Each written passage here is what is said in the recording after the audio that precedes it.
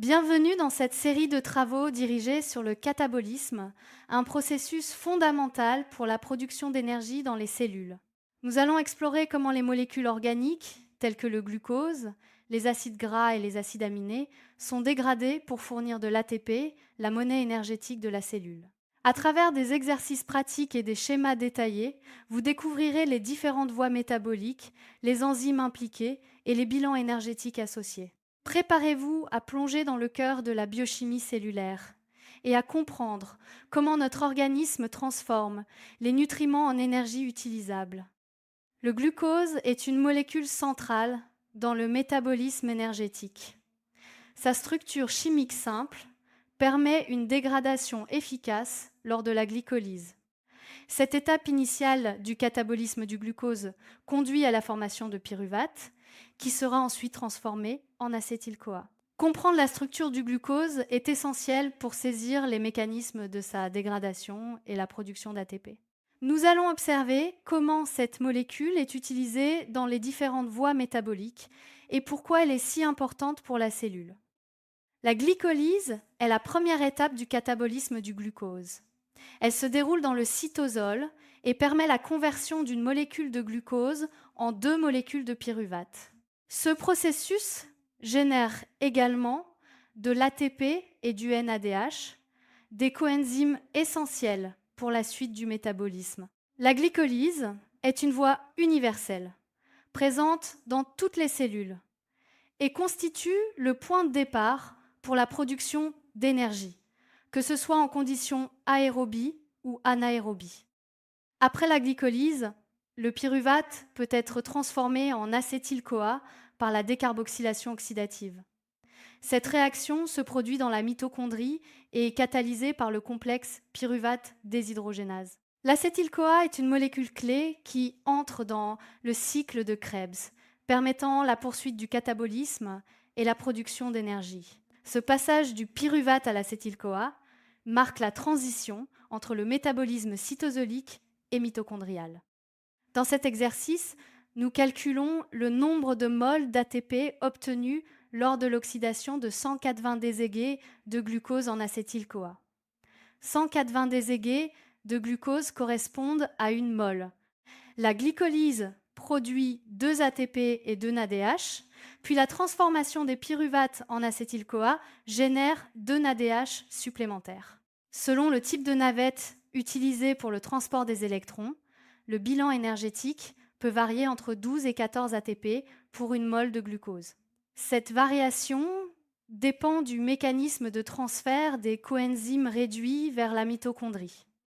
Pour mieux visualiser le bilan énergétique, un schéma montre la production d'ATP lors de la glycolyse et la transformation du pyruvate en acétyl-CoA. Ce schéma met en évidence le rôle des coenzymes NADH et leur importance dans le transfert d'énergie. Il illustre également la différence de rendement selon le type de navette utilisé pour le transport des électrons vers la mitochondrie. Le maltose, un disaccharide, est hydrolysé en 2 molécules de glucose. Chaque glucose entre dans la glycolyse, produisant 2 pyruvates, 2 ATP et 2 NADH H+. Ainsi, pour une molécule de maltose, le bilan est doublé, 4 ATP et 8 NADH H+. Les pyruvates sont ensuite transformés en acétyl-CoA, permettant la poursuite du catabolisme et la production d'énergie supplémentaire. Ce processus montre l'efficacité du métabolisme des sucres complexes. Un schéma détaillé illustre le processus de catabolisme du maltose, depuis son hydrolyse en glucose jusqu'à la production d'acétyl-CoA. Ce schéma permet de visualiser les différentes étapes et les molécules produites à chaque phase, facilitant la compréhension du bilan énergétique global. Le glucose peut être catabolisé selon 2 voies principales, aérobie et anaérobie. En anaérobiose, la fermentation alcoolique prend le relais après la glycolyse, tandis qu'en aérobiose, le pyruvate est transformé en acétyl-CoA, puis entre dans le cycle de Krebs. Les coenzymes réduits produits sont réoxydés dans la chaîne respiratoire, permettant une production maximale d'ATP grâce à la présence d'oxygène. Ces 2 voies illustre l'adaptabilité du métabolisme cellulaire selon les conditions environnementales. Un schéma présente les différentes voies du catabolisme du glucose chez la levure: glycolyse, fermentation alcoolique, décarboxylation oxydative et cycle de Krebs. Il met en évidence les chemins suivis en fonction de la présence ou non d'oxygène, ainsi que les produits générés à chaque étape. Dans la glycolyse, 2 réactions catalysées par la glycéraldéhyde, 3 phosphates déshydrogénases et la 3-phosphoglycérate kinase conduisent à la formation d'ATP. La première réaction transforme le glycéraldéhyde 3-phosphate en 1,3-bisphosphoglycérate produisant du NADH. La seconde permet la formation d'ATP par transfert du phosphate sur l'ADP. Ce mécanisme est appelé phosphorylation oxydative cytosolique et il joue un rôle crucial dans la production d'énergie lors de la glycolyse. Lors du catabolisme aérobie, un autre mécanisme de formation d'ATP intervient, la phosphorylation oxydative mitochondriale. Ce processus implique le couplage du transfert d'électrons avec la synthèse d'ATP.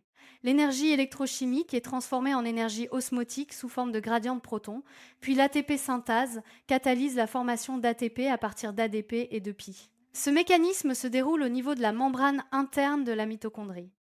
Un schéma montre le mécanisme de la phosphorylation oxydative mitochondriale, transfert d'électrons, création d'un gradient de protons et synthèse d'ATP par l'ATP synthase. Ce processus est essentiel pour la production d'énergie en conditions aérobie. Lorsque des mitochondries de foie sont incubées avec du pyruvate, il y a consommation d'oxygène, indiquant un métabolisme aérobie. Le pyruvate est décarboxylé en acétyl-CoA, puis les coenzymes réduits sont réoxydés par la chaîne respiratoire, permettant la synthèse d'ATP. Ce processus illustre l'importance du pyruvate dans la production d'énergie et le rôle de la mitochondrie dans le métabolisme cellulaire. Le malate, intermédiaire du cycle de Krebs, peut pénétrer dans la mitochondrie et permettre la production de coenzymes réduits qui seront réoxydés par la chaîne respiratoire, consommant de l'oxygène. En revanche, l'oxaloacétate ne peut pas entrer dans la mitochondrie, empêchant le fonctionnement du cycle de Krebs et la consommation d'oxygène. Cette différence met en évidence l'importance des transporteurs membranaires et des intermédiaires métaboliques. Un schéma illustre le cycle de Krebs, mettant en évidence le rôle du malate et de l'oxaloacétate dans la production d'énergie et la consommation d'oxygène. Ce cycle est central dans le métabolisme aérobie. Le glycogène est une molécule de stockage du glucose. Sa dégradation complète implique l'action de plusieurs enzymes, dont la glycogène phosphorylase. Les extrémités non réductrices sont les points de départ de la libération du glucose, tandis que l'extrémité réductrice donne une seule molécule de glucose libre. Ce processus permet de fournir rapidement du glucose pour la glycolyse et la production d'énergie. Un schéma montre les extrémités non réductrices en rouge et l'extrémité réductrice en bleu du glycogène. Les molécules vertes représentent les futures molécules de glucose libres après action de la glycogène phosphorylase. La dégradation complète du glycogène implique plusieurs enzymes, dont la glycogène phosphorylase, la débranchante et la phosphoglucomutase. Après cette dégradation, les molécules obtenues sont principalement du glucose 1, phosphate et du glucose libre. Le bilan énergétique dépend du type de cellule, hépatique ou musculaire. En cellule hépatique, le glucose peut être libéré dans le sang, tandis qu'en cellule musculaire, il est utilisé pour la production d'ATP. Un schéma illustre les étapes de la dégradation du glycogène, montrant l'action des différentes enzymes et la formation des produits finaux. Le bilan en ATP de l'oxydation totale du glycogène varie selon le type de cellule. En cellule hépatique, le glucose issu du glycogène peut être libéré dans le sang, tandis qu'en cellule musculaire, il est utilisé pour la production d'ATP. La glycolyse, suivie du cycle de Krebs et de la chaîne respiratoire, permet une production maximale d'ATP à partir du glucose. Un schéma présente le bilan énergétique de l'oxydation du glycogène, mettant en évidence les différences entre cellules hépatiques et musculaires. La dégradation de l'acyle-CoA insaturé nécessite plusieurs cycles de bêta-oxydation, produisant des molécules D, acétyl-CoA, marquées au carbone 14. Le nombre de cycles dépend de la longueur de la chaîne d'acides gras. À chaque cycle, des NADH, H+, et FADH2E sont produits qui seront utilisés dans la chaîne respiratoire pour la synthèse d'ATP.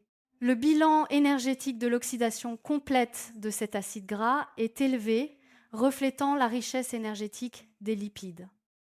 Un schéma montre les étapes de la bêta-oxydation, la production D-acétyl-CoA, de NADH et de FADH2 et le bilan énergétique final. La dégradation des acides gras tels que l'acide lignocérique, palmitoléique et margarique permet la production d'un grand nombre de molécules d'ATP. Chaque acide gras subit plusieurs cycles de bêta-oxydation, produisant des acétyl-CoA, NADH et FADH2. Le bilan énergétique dépend du nombre de carbone et du degré d'insaturation de l'acide gras. Les lipides sont ainsi une source majeure d'énergie pour la cellule. Un schéma présente le bilan en molécules d'ATP pour la dégradation complète de différents acides gras, mettant en évidence l'efficacité énergétique des lipides. Un schéma détaille la dégradation de L-acide palmitoléique, montrant le nombre de cycles de bêta-oxydation, la production D-acétyl-CoA, NADH et FADH2, et le bilan final en ATP. Un schéma présente la dégradation de L-acide margarique, illustrant les étapes de bêta-oxydation et le bilan énergétique. Un schéma montre la dégradation de L-acide lignocérique, mettant en évidence le nombre de cycles de bêta-oxydation et le bilan en ATP. Un schéma synthétise le bilan ATP de la dégradation complète des différents acides gras, permettant une comparaison visuelle des rendements énergétiques. Un schéma montre la synthèse d'ATP à partir des produits de la bêta-oxydation, mettant en évidence le rôle des coenzymes et de la chaîne respiratoire. Un schéma compare le rendement énergétique de différents acides gras, illustrant la quantité d'ATP produite selon la longueur et l'insaturation de la chaîne. Un schéma finalise la synthèse d'ATP à partir des acides gras, mettant en évidence les étapes de la chaîne respiratoire et le rendement global. Après hydrolyse des triglycérides par les lipases, le glycérol peut être transformé en glycérol 3, phosphate, puis en DHAP. Ce dernier peut entrer dans la glycolyse pour produire du pyruvate ou dans la néoglucogenèse pour former du glucose. Le glycérol est ainsi un intermédiaire important dans le métabolisme des lipides et des glucides. Un schéma montre la transformation du glycérol en glycérol 3, phosphate, puis en DHAP, et son entrée dans les voies métaboliques. Bronstein et Kritzmann ont incubé des coupes de muscles avec du pyruvate et du glutamate. Après incubation, ils ont trouvé de L-acide alpha-acétoglutarique et de l'alanine, sans consommation d'oxygène ni apparition de NH3 libre. Cette expérience met en évidence la réaction de transamination, où le groupement amine est transféré du glutamate à l'alpha-cétoacide, formant un nouvel acide aminé et un nouvel acide alpha-céto. La transamination est une réaction clé du métabolisme des acides aminés. Un schéma illustre la réaction de transamination. Transfert du groupement amine du glutamate à L-alpha-cétoacide, formant alpha-cétoglutarate et un nouvel acide aminé. Le squelette carboné des acides aminés subit une dégradation oxydative, conduisant à des composés qui entrent dans le cycle de Krebs. Les groupes aminés sont éliminés par transamination sur l'alpha-cétoglutarate, formant du glutamate. Les atomes de carbone peuvent entrer dans le cycle de Krebs par plusieurs voies, selon l'acide aminé d'origine. Ce processus est essentiel pour le métabolisme des protéines et la production d'énergie. Un schéma détaillé montre la voie métabolique conduisant à l'oxaloacétate à partir de L-asparagine, impliquant une transaminase, une asparaginase, L-alpha-cétoglutarate et LO, avec libération d'ammoniac et de glutamate. Si la fonction alpha-amine de L-sparagine est marquée par Ln15, le marquage sera retrouvé dans le glutamate formé lors de la transamination. Ce processus permet de suivre le destin des atomes d'azote dans le métabolisme des acides aminés. Un schéma montre la distribution du marquage Hunkins dans la voie métabolique de l'asparagine vers l'oxaloacétate, mettant en évidence le transfert de l'azote vers le glutamate. Le catabolisme regroupe l'ensemble des réactions de dégradation des molécules organiques pour produire de l'énergie sous forme d'ATP. Il implique des voies métaboliques complexes, des enzymes spécifiques et des bilans énergétiques variables selon les substrats. Comprendre ces mécanismes est essentiel pour saisir le fonctionnement cellulaire et l'adaptation de l'organisme aux besoins énergétiques. La glycolyse est la voie métabolique qui permet la dégradation du glucose en pyruvate, produisant de l'ATP et du NADH. Elle se déroule dans le cytosol et constitue la première étape du catabolisme des glucides. La phosphorylation oxydative est le mécanisme de synthèse d'ATP couplé au transfert d'électrons dans la chaîne respiratoire. Elle se déroule dans la mitochondrie et permet une production maximale d'énergie. Nous avons parcouru les principales voies du catabolisme, les mécanismes de production d'ATP et les bilans énergétiques associés à différents substrats. La compréhension du catabolisme est essentielle pour appréhender la physiologie cellulaire et les adaptations métaboliques.